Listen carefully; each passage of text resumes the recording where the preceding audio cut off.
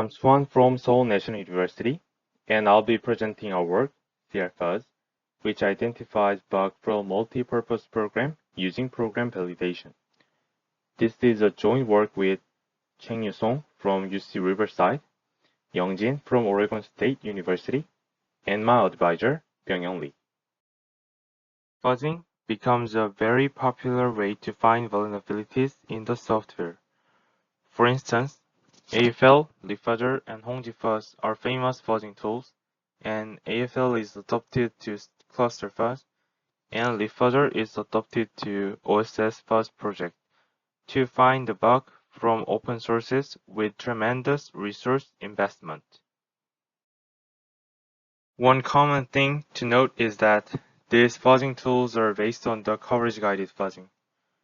The coverage-guided fuzzing, which is also known as gray box fuzzing, uses program instrumentation to trace the code coverage reached by each input fed to a fuzz target.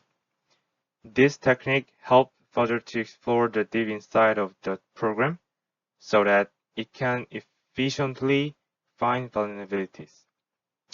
Let me explain the workflow of coverage-guided fuzzing. First, fuzzer picks an input from the seed corpus and mutate it. Then, it runs the program with the mutated input and checks the edge coverage. If the new coverage is taken, save the input and keep repeating this process.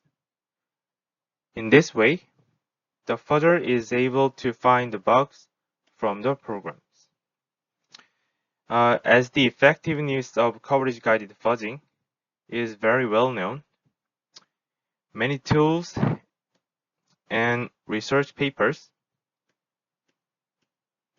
have adopted or tried to improve the performance of coverage-guided fuzzer.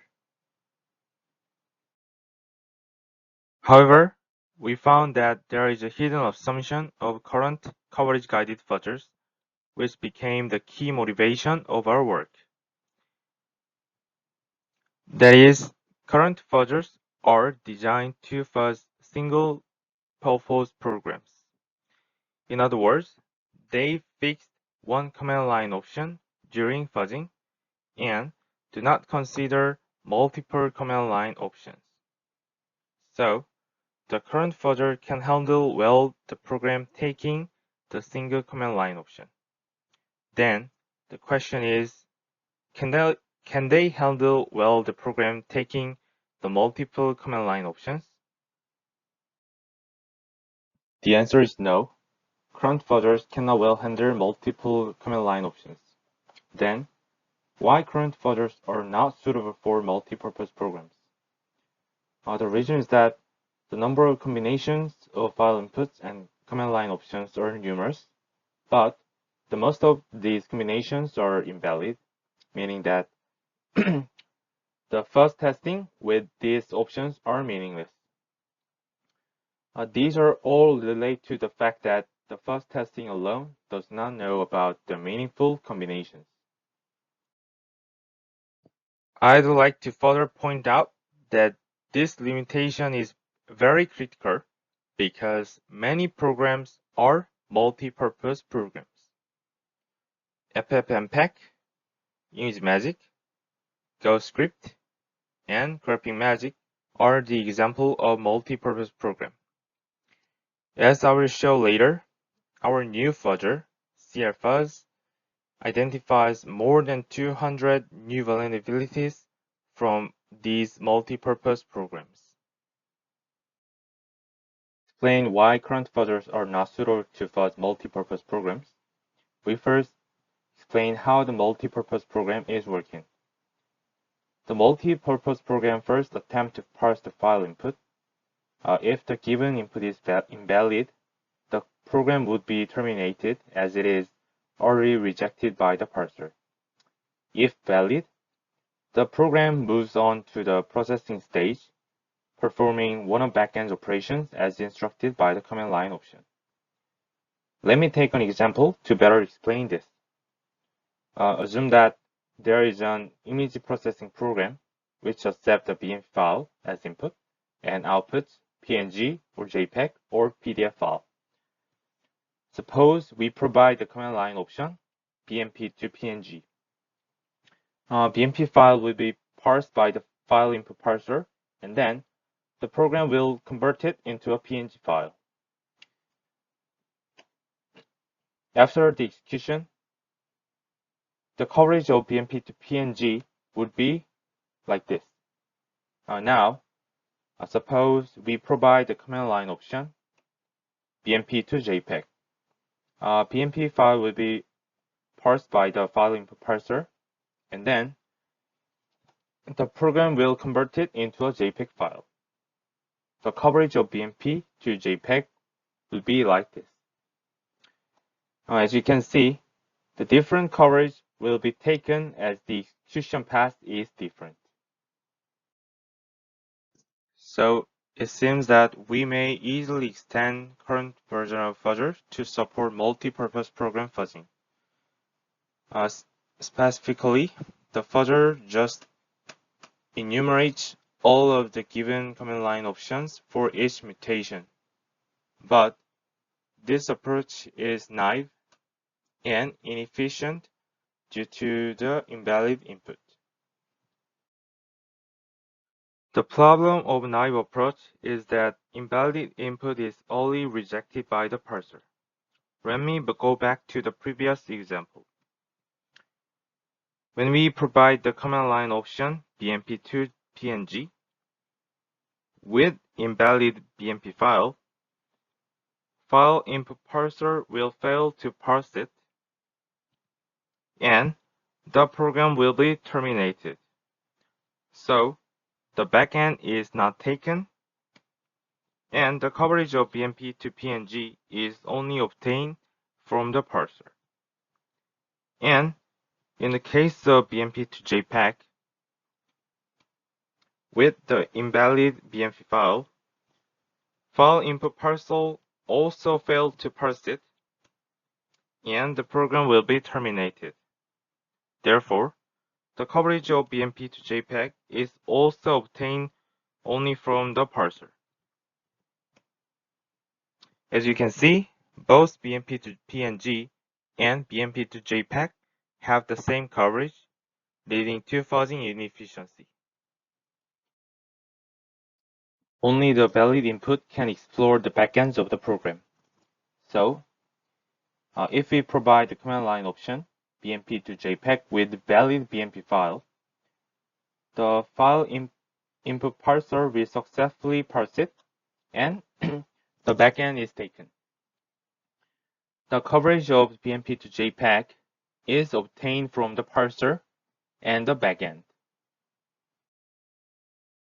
In short, it is important to tell the differences between invalid and valid input. This is because, as shown in this slide, whichever command line option that you provided, the invalid input will always take the same coverage. But the valid input can explore backends based on the command line options. So we propose CrFuzz, which is an efficient multi-purpose program fuzzer. Here's the overview of CrFuzz. First, CrFuzz picks and mutates the input from the seed corpus. Then it chooses command line option 1 and runs the target program with mutated input and command line option 1. After the execution, the validity checker determines that whether the mutated input is valid or not. If the input is valid, CrFuzz tests the rest of command line options with the mutated input. If it is invalid, CrFuzz skips the rest of command line options and return to the input mutation, as the input cannot pass the parsing stage. Whenever the new input is found, CrFuzz saves it into the seed corpus and performs reclustering to improve the accuracy of validity checker. The validity checker is key feature of CrFuzz. It leverages clustering analysis for input validation. Using input validation, the fuzzer can determine whether the given input is valid or not. As you may already know, it is very important to select a good feature vector for the analysis to clearly distinguish two clusters, valid and invalid. In that sense, coverage information of a corresponding input may seem to be a good feature for CrFuzz. This is because coverage information is easy to retrieve and it would have clear differences depending on whether the input is valid or not.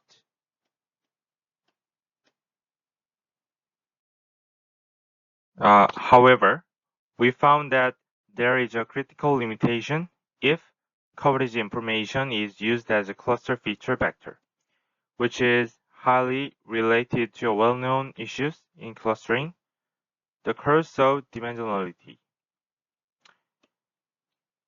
What I mean here is the coverage information has an extremely high dimension, which exponentially increased its time complexity for clustering.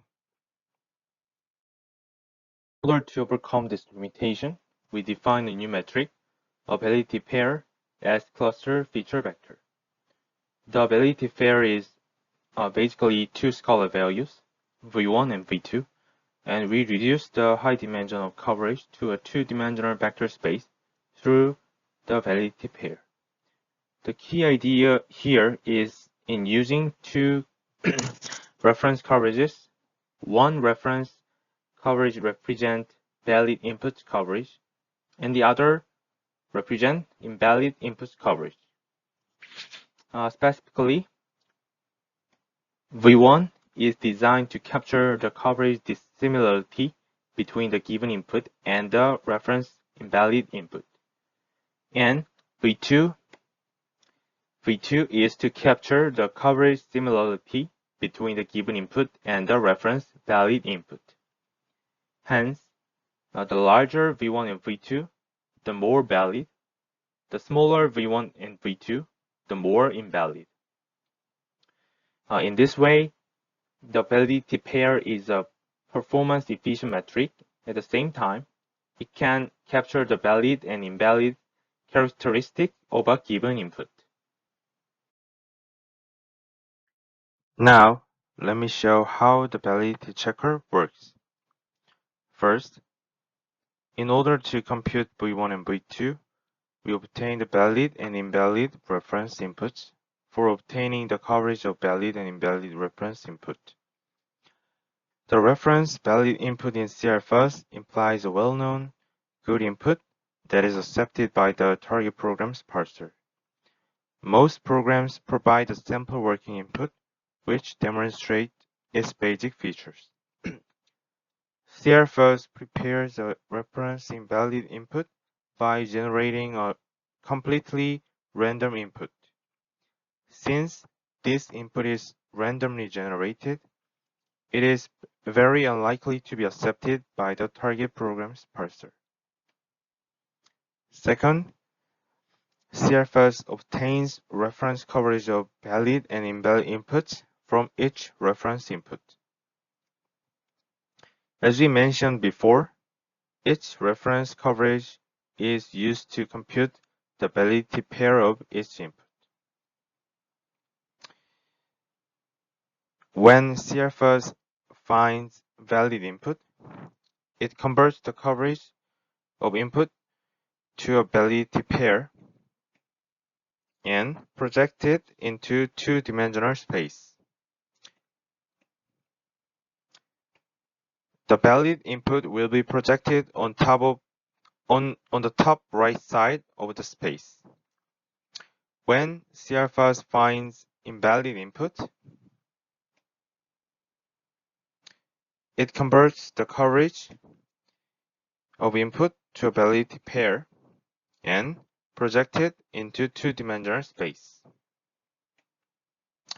Unlike the valid one, the invalid input will be projected on the bottom left side of the space. Third, CrFuzz converts all of the inputs in the corpus into the validity pairs and performs clustering analysis. By doing so,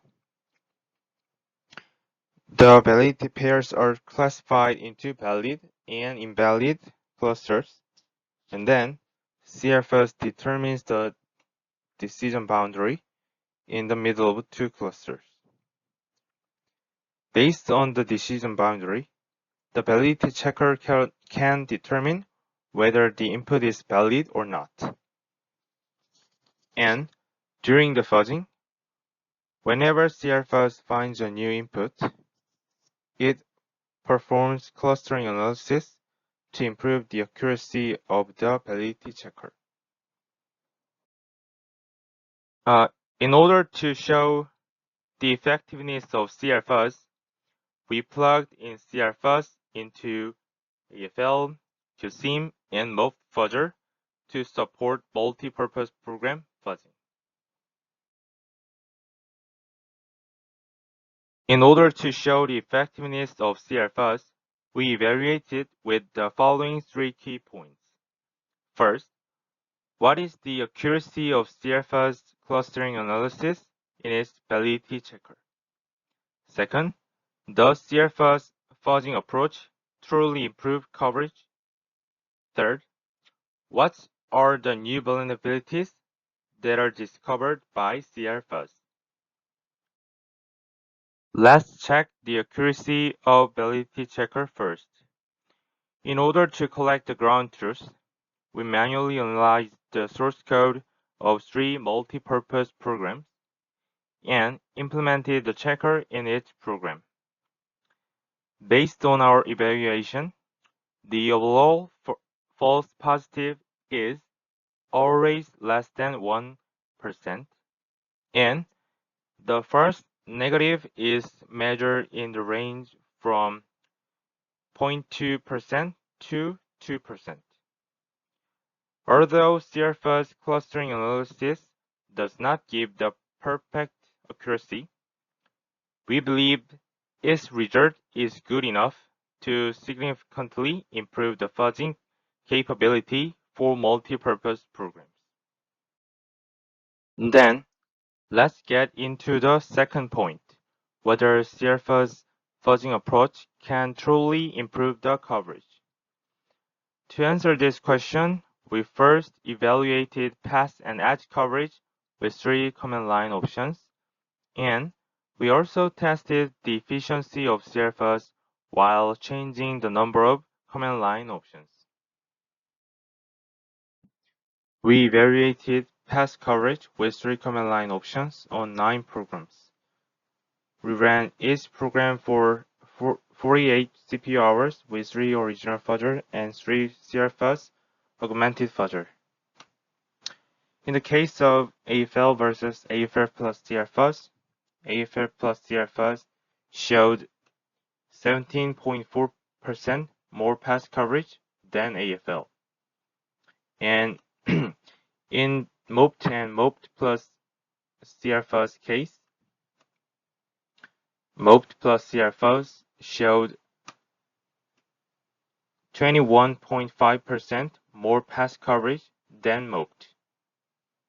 Based on this evaluation, we believe CrFuzz indeed improves the performance of fuzzing multi-purpose programs. While we do the evaluation using our CrFuzz, we found 277 new vulnerabilities in 8 software programs. 153 of them are from FFmpeg, and 49 of them are from GhostScript. 42 and 14 of them are from ImageMagick and Xfig, respectively. And 8 of them are found from Riverside. Out of total 277 bugs, 212 bugs are fixed by the developers. This means that such vulnerabilities are critical, and CrFuzz was very effective to find such vulnerabilities. So now, let me wrap up the presentation. First, we proposed an efficient multi-purpose program fuzzer. Second, we applied the cluster analysis to predict if a new input file would be accepted by a target program or not. Lastly, CrFuzz augmented fuzzers have shown significantly better coverage, as well as uncovering 277 new vulnerabilities in various software programs. Thank you for listening, and I'll be very happy to take any questions.